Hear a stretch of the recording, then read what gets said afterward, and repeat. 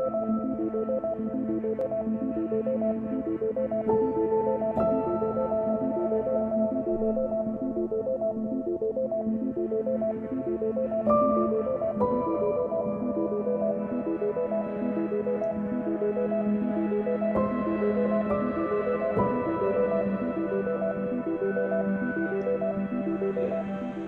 Tuhan, Bapak Ibu sekalian, dikasihi oleh Tuhan Yesus Kristus. Kembali kita melihat kepada firman Tuhan kali ini, dan kita melihat sebuah judul Daud dan Elia. Kita melihat di dalam 1 Samuel 17 ayat yang ke-26. 1 Samuel 17 ayat 26.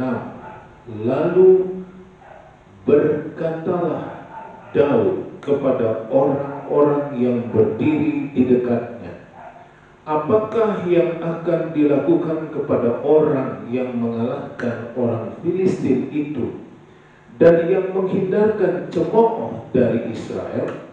Siapakah orang Filistin yang tak bersunat ini sampai ia berani mencemoohkan barisan daripada Allah yang hidup? Nah, saudara-saudara sekalian, ada satu keadaan di mana bangsa Israel sedang berperang menghadapi orang Filistin, dan salah satu pahlawan orang Filistin adalah Goliat. Orangnya besar, orangnya sepertinya luar biasa.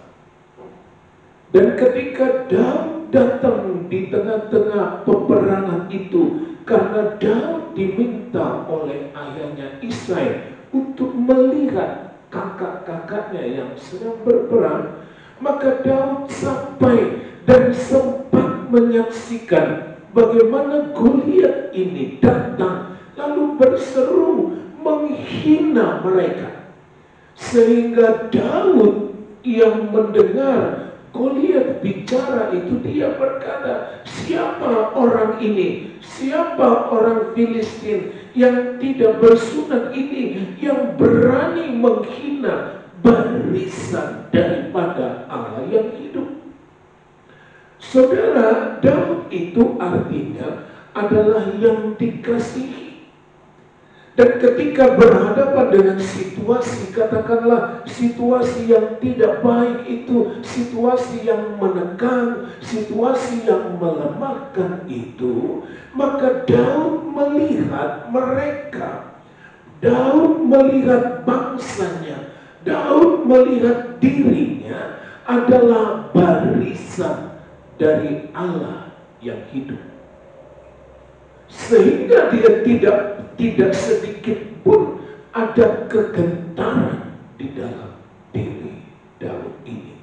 Nah, kalau kita melihat, kita membandingkannya di ayat 23 sampai 24 dikatakan begini. Sedang ia berbicara dengan mereka, tampillah maju pendekar itu, namanya Goliat, orang Filistin dari Gad, dari barisan orang Filistin. Ia mengucapkan kata-kata yang tadi juga, dan Daud mendengarnya. Ketika semua orang Israel melihat orang itu, larilah mereka daripadanya dengan sangat ketakutan. Nah, saudara, perhatikan baik-baik. Goliat itu seperti pribadi yang begitu perkasa, seperti pribadi yang tidak bisa dikalahkan, sehingga dia menjadi sebuah tekanan, dia menjadi sebuah seperti intimidasi bagi orang-orang Israel. Bahkan sampai kepada panglima-panglima, pahlawan-pahlawan perangnya. Goliat seperti mimpi buruk yang menekan. Goliat seperti sesuatu yang membuat mereka tidak bisa berbuat apa-apa.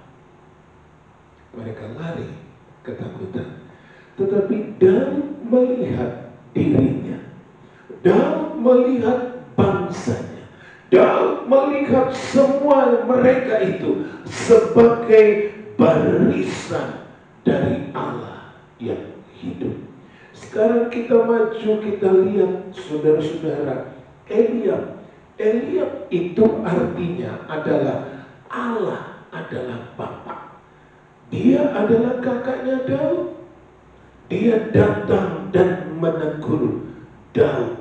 Ayat yang ke-28, ketika Eliab kakaknya yang tertua mendengar perkataan Daud kepada orang-orang itu, bangkitlah amarah Eliab kepada Daud sambil berkata, mengapa engkau datang, dan pada siapa kau tinggalkan kambing domba yang 2-3 ekor itu di padang gurun?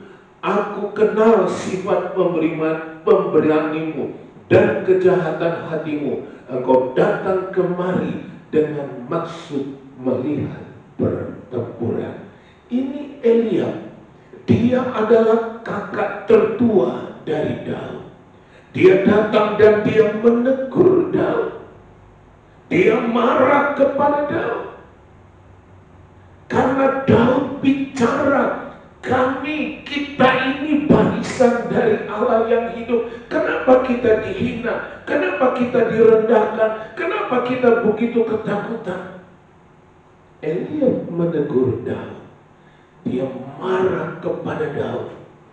Dia beritahu Daud, ngapain kamu kemari? Nah saudara-saudara, Eliab ternyata bersama-sama dengan orang-orang Israel yang lain lari ketakutan, sehingga dia menegur adiknya sendiri Daud itu.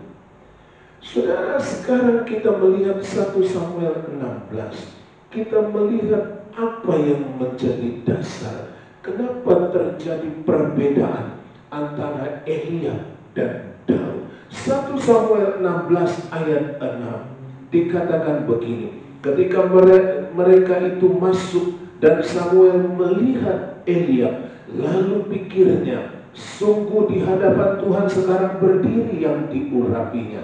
Tetapi berfirmanlah Tuhan kepada Samuel, janganlah pandang parasnya atau perawakannya yang tinggi, sebab aku telah menolaknya. Bukan yang dilihat manusia yang dilihat Allah. Manusia melihat apa yang di depan mata, tetapi Tuhan melihat hati.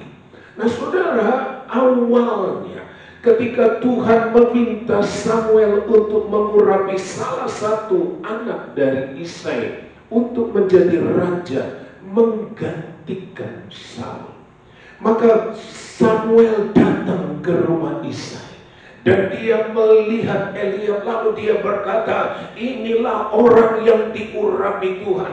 Karena dia melihat perawakannya yang bagus, dia melihat postur tubuhnya yang baik, dia melihat penampilan Eliab yang begitu mengesankan. Tapi Tuhan berkata, aku telah menolak dia. Kenapa ditolak? Karena Tuhan berkata, aku melihat hati. Bukan apa yang dilihat manusia di depan mata itu menjadi ukuran. Tuhan melihat hati, Tuhan melihat kedalaman hati Eliab. Dan kita sama tahu tadi kita lihat bagaimana reaksi Eliab melihat Daud. Dia menegur Daud, dia marah kepada Daud, dia sepertinya tidak senang ketika Daud berkata, kita adalah barisan dari Allah yang hidup. Itu Eliab. Artinya itulah hatinya Eliab. Tetapi kalau kita membaca ayat 12 dan 13, dikatakan begini, kemudian disuruhnyalah menjemput dia. Ia kemerah-merahan, matanya indah dan parasnya elok. Lalu Tuhan berfirman, bangkitlah, urapilah dia, sebab inilah dia. Samuel mengambil tambung tanduk yang berisi minyak itu dan mengurapi Daud di tengah-tengah saudara-saudaranya. Sejak hari itu dan seterusnya berkuasalah roh Tuhan atas Daud Lalu berangkatlah Samuel menuju Rama. Menarik untuk dilihat, saudara. Daud, adik bungsunya Eliab, datang dengan pipi yang kemerah-merahan. Artinya dia berusia sangat muda. Dia masih seorang, boleh dikatakan kanak-kanak atau remaja. Dia datang dan Tuhan berkata, inilah dia orangnya, inilah pilihanku, karena Tuhan melihat hati. Saudara, ketika Tuhan memilih, dia melihat hati. Hati yang menentukan, saudara, siapa yang akan dipilih Tuhan. Eliab dengan hatinya tadi, hatinya yang ditolak Tuhan tadi, dia ketemu dengan Goliat. Eliab dengan kondisi hatinya, dia ketemu dengan Goliat, dan dia bersama-sama dengan tentara-tentara yang lain lari gentar, takut terhadap Goliat. Eliab dengan hatinya tadi, yang Tuhan katakan, aku tolak dia karena hatinya. Ternyata dengan kondisi hati seperti Eliab, dia berhadapan dengan Goliat yang bisa kita gambarkan sebagai tekanan, yang kita bisa gambarkan sebagai tantangan, yang bisa kita gambarkan sebagai musuh yang mencoba mengintimidasi, yang mencoba meremukkan dan menghancurkan pengharapan kita. Dia berkata, dia ada dalam ketakutan dan gentar. Dia lari bersama-sama tentaranya yang lain. Tetapi berbeda dengan Daud tadi. Ketika dia melihat Goliat, maka dia terus berkata, kita ini barisan dari Allah yang hidup, dari Tuhan yang hidup. Kenapa ada yang berani menghina kita? Kenapa ada yang berani merendahkan kita? Bukankah kita ini adalah barisan Tuhan yang hidup? Ternyata dari ini kita melihat antara Daud dan Eliab dengan hati masing-masing. Hati Eliab membuat dia tidak dipilih Tuhan. Hati Daud membuat dia dipilih Tuhan. Dengan keadaan hati ini, kita melihat bagaimana kita menghadapi Goliat. Terlihat keadaan hatinya. Eliab menghadapi Goliat, dia lari ketakutan. Daud menghadapi Goliat, dia berseru, kami ini barisan dari Tuhan yang hidup. Artinya, saudara-saudara, keadaan hati yang dipilih Allah dan keadaan hati yang tidak dipilih Allah itu akan itu akan membuat seseorang, itu akan membuat saudara dan saya bisa bertahan dan berkata, kita ini milik Tuhan, kita ini pasti akan menang. Tetapi kalau keadaan hati adalah seperti keadaan hati Eliab yang ditolak oleh Tuhan, yang ada adalah ketakutan dan akhirnya kehilangan pengharapan. Keadaan hati menentukan bagaimana kita menghadapi Goliat itu. Sekarang kita maju, saudara. Kita lihat Lukas pasal 12. Lukas pasal 12. Lukas pasal 12 ayat 19 mulai.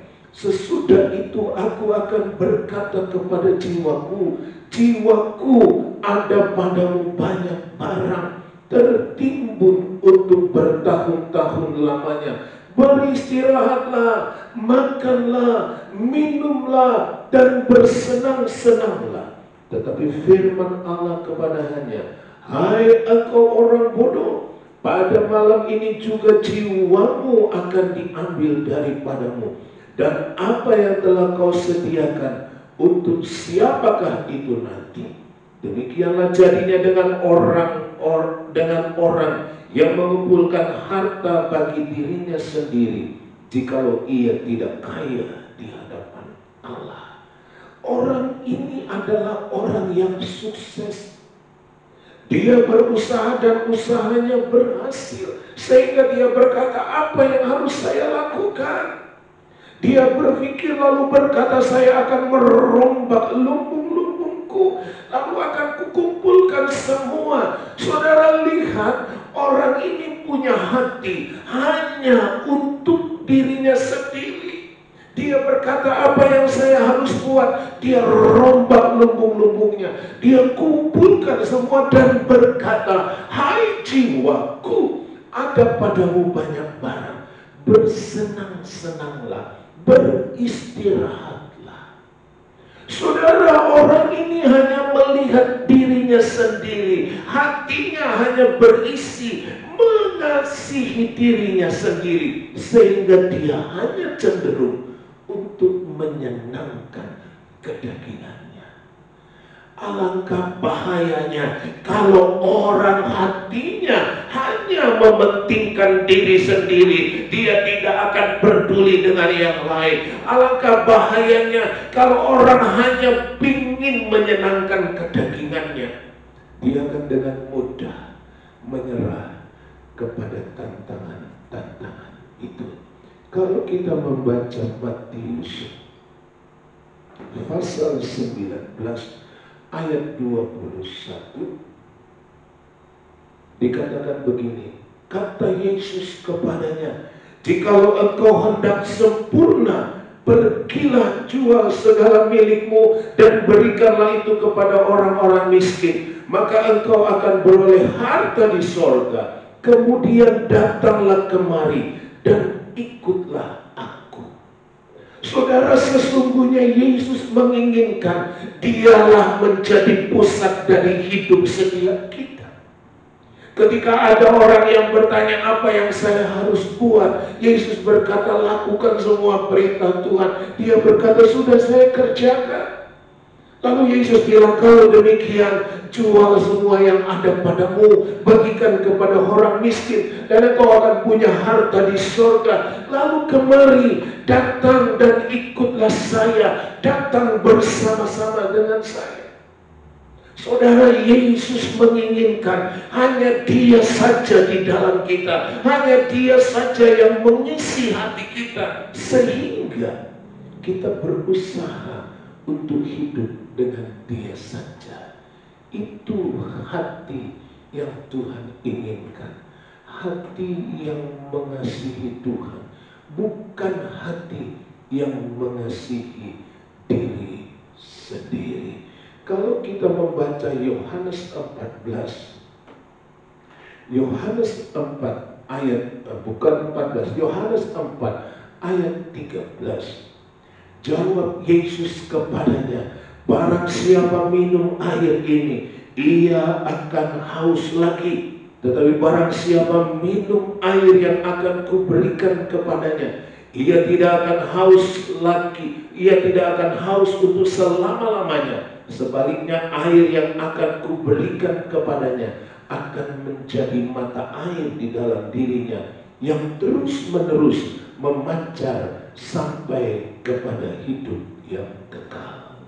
Yesus bicara tentang menerima dari Tuhan. Dan yang kita terima itu, kalau kita menerima dari Tuhan, maka kita memiliki mata air yang terus mengalir. Jadi ketika kita menerima Tuhan, menerima dari Tuhan, artinya menerima Tuhan itu sendiri hadir di dalam kita, maka Ia akan memberikan karunia supaya di dalam saya dan saudara ada sumber yang akan membawa kita sampai kepada hidup kekal. Kita tidak akan kehilangan iman, kita tidak akan takut dengan Goliat, kita tidak akan gentar dengan intimidasi seperti apapun, karena di dalam saya dan saudara ada Yesus yang menghadirkan karunia dari kehadiran Tuhan yang adalah Roh itu di dalam kita. Dia membuat kita memiliki hidup kekal. Saudara perhatikan baik-baik. Apa yang engkau isi dalam hatimu? Apakah engkau hanya mementingkan diri sendiri? Apakah engkau hanya mengasihi diri sendiri? Tuhan akan datang seperti kepada orang kaya di Lukas itu. Engkau tidak tahu untuk siapa yang engkau kumpulkan itu kalau engkau meninggal. Yesus berkata kepada orang kaya di Matius itu, tinggalkan semua lalu ikut aku. Artinya Yesus menginginkan kita mengasihi dia, hanya dia saja di dalam hati kita. Sebab kalau dia ada di dalam hati kita, dia akan menghadirkan dalam diri saudara mata air yang terus mengalirkan air, sehingga ketika panas sepanas-panasnya engkau tidak kehausan, ketika keadaan sesulit-sulitnya engkau tidak akan gentar, engkau tidak akan kehilangan iman. Bukankah kita sedang berjuang mempertahankan iman kita itu? Tuhan sangat ingin dia tetap menjadi pribadi yang utama dan yang terutama. Wahyu pasal 2, Wahyu pasal yang kedua, ayat yang keempat. Namun demikian, aku mencela engkau karena engkau telah meninggalkan kasihmu yang semula. Jemaat di Efesus yang artinya yang dikasihi itu kehilangan kasih kepada Tuhan, kasih yang mula-mula. Mereka terlalu banyak waktu habis untuk hal-hal lain. Tuhan menginginkan, Tuhan merindukan kasih.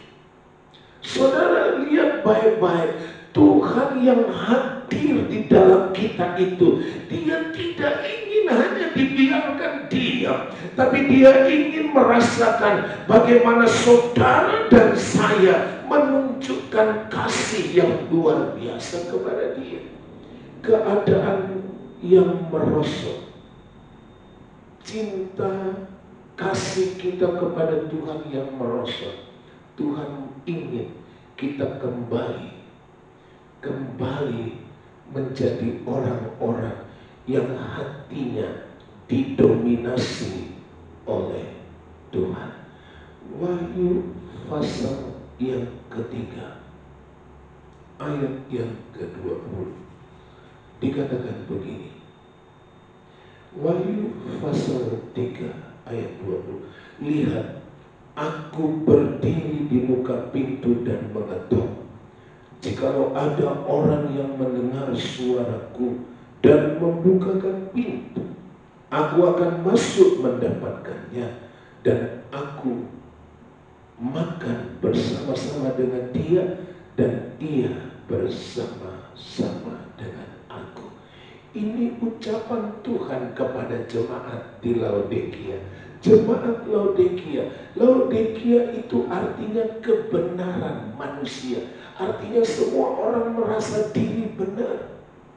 Dan Tuhan berkata, saya berdiri di muka pintu dan mengetuk. Tuhan berharap orang-orang tertarik kembali. Tuhan berharap orang-orang di Laodikia mendengar lagi dia dan membuka diri untuk dia. Dan Tuhan mau masuk lagi, bersekutu lagi dengan dia. Saudara, betapa Tuhan sangat ingin saudara dan saya tidak bisa dikalahkan. Saudara dan saya tidak bisa digentarkan oleh Goliat yang begitu mengintimidasi tadi. Dia berkata, kembali lagi, biarkan saya mendominasi hidupmu.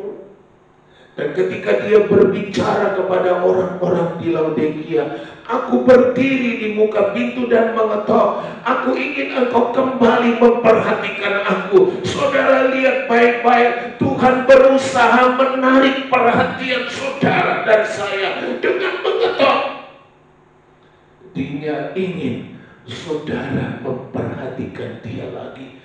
Ketukan di pintu itu adalah usaha Tuhan untuk menarik perhatianmu. Ketukan di pintu itu adalah usaha Tuhan untuk menarik perhatian saya. Adakah saya tertarik lagi kepadanya atau tidak? Dan ketika kita menyambut itu, Dia datang.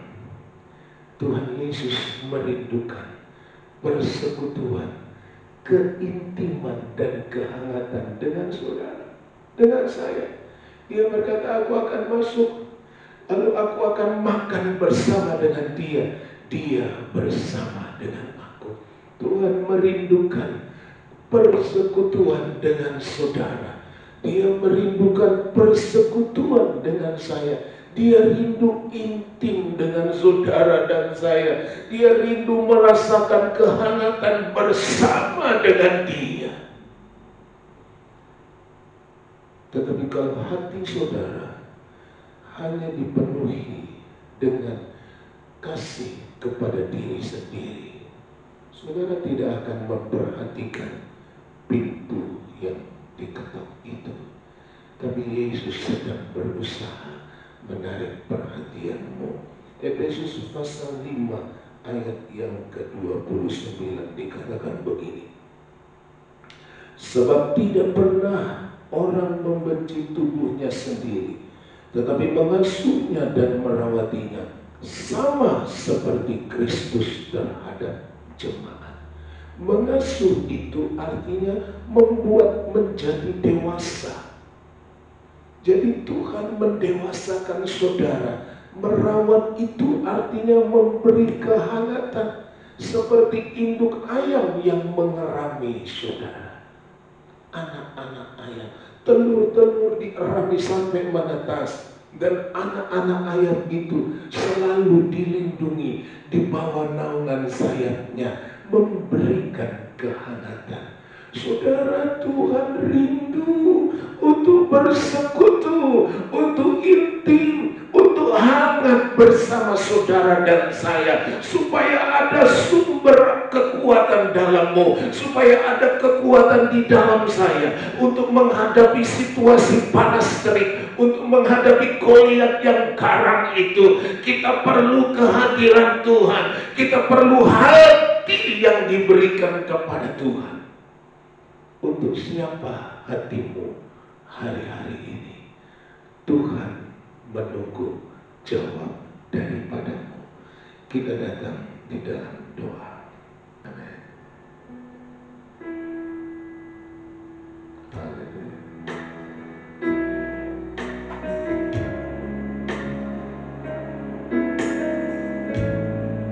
Haleluya. Ku yakin kau hadir di sini.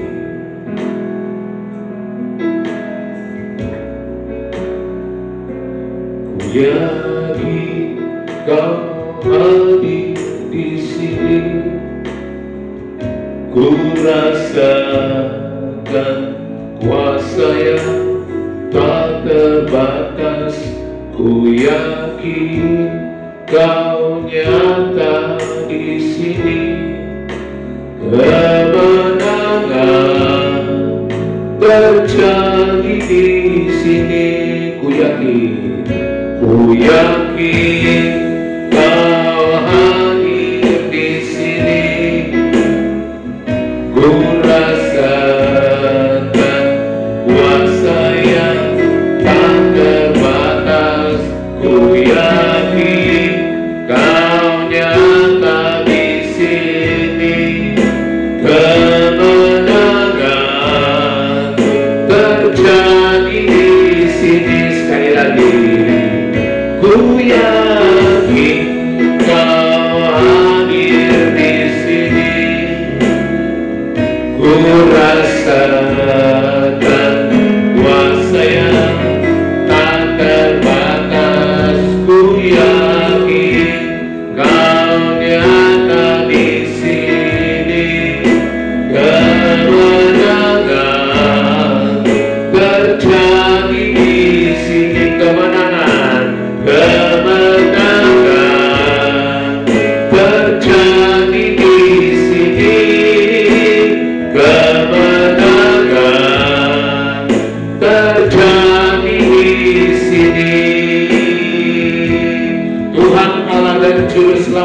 kami, itulah Tuhan Yesus Kristus.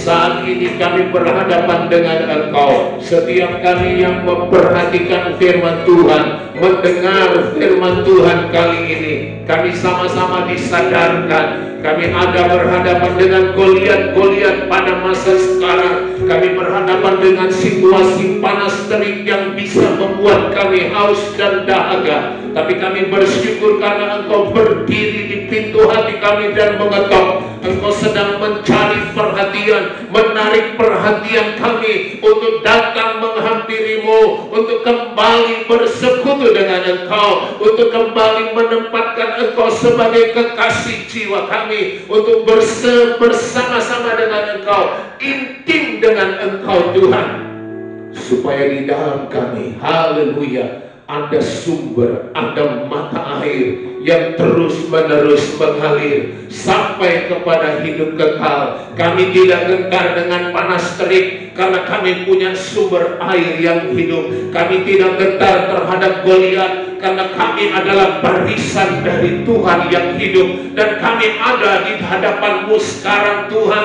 Tolong semua kami supaya di dalam nama Yesus Kristus kami bisa melihat diri kami sebagai barisan dari Tuhan Allah kami yang hidup, supaya kami dapat melihat diri kami sebagai orang-orang yang punya kekuatan, punya sumber di dalamnya untuk terus bertahan di tengah-tengah kondisi yang ada ini. Tuhan, kami ingin memenangkan pertandingan iman ini, kami ingin memenangkan perlombaan ini.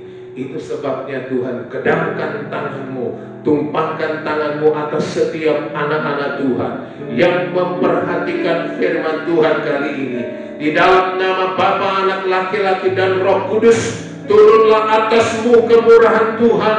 Adalah Engkau menjadi anak-anak Tuhan yang kokoh dan kuat karena Yesus di dalam-Mu, karena ada sumber air hidup di dalam-Mu, karena Engkau milik Tuhan, dan Engkau adalah orang-orang yang dikuatkan Tuhan untuk menang. Terima kasih Tuhan. Segala kemuliaan bagi Allah di dalam surga. Dalam nama Tuhan Yesus kami berdoa. Kemuliaan bagi Tuhan di tempat maha tinggi. Kerajaan Dia tunggal dan dipuji.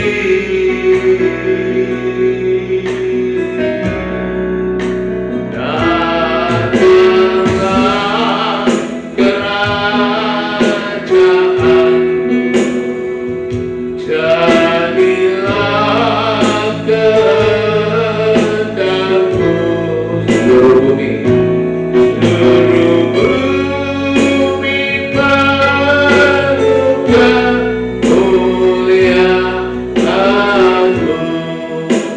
kami doakan bangsa dan negara kami.